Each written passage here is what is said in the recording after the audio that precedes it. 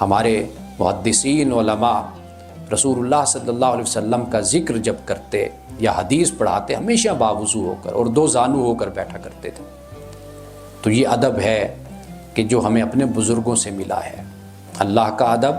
اور پھر رسول اللہ صلی اللہ علیہ وسلم کا ادب۔ کبھی بھی غیر محتاط گفتگو نہیں کرنی چاہیے۔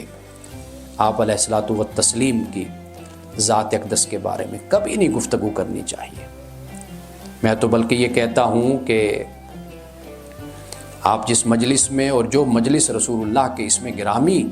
کے بنیاد پر اور اس نسبت سے قائم ہوتی ہے، اس مجلس میں بیٹھ کر کبھی بھی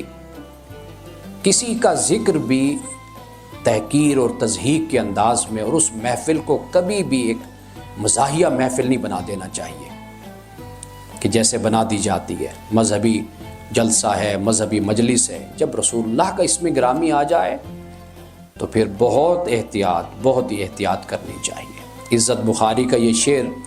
کہ جو اقبال نے بھی اپنے کسی مجموعہ میں، جسے غالباً ارمغان حجاز میں اس شعر کو نقل کیا ہے تو یہ عزت بخاری کا شعر کہ ادبگاہست زیر آسماں از عرش نازک تر، نفس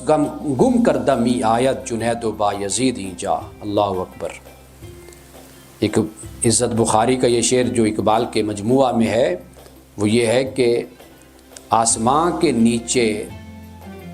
اگر کوئی ادب گاہ ہے کہ جس کا ادب کرنا لازم ہے، یہ جو ادب گاہ ہے یہ عرش کے نیچے سب سے زیادہ نازک تر ہے، یعنی یہ نازک مقام ہے، اور یہ وہ مقام ہے کہ نفس گم کردہ می آیت جنید و بایزید جا، کہ یہاں پر تو جنید و بایزید بھی اپنے سانس کو روک لیتے ہیں کہ میں اونچی سانس لوں گا تو اس سے کہیں بے ادبی نہ ہو جائے، سانس بھی آہستہ لیتے ہیں، سانس کو روک لیتے ہیں کہ کہیں ہماری سانس کی آواز ہی اونچی نہ ہو جائے۔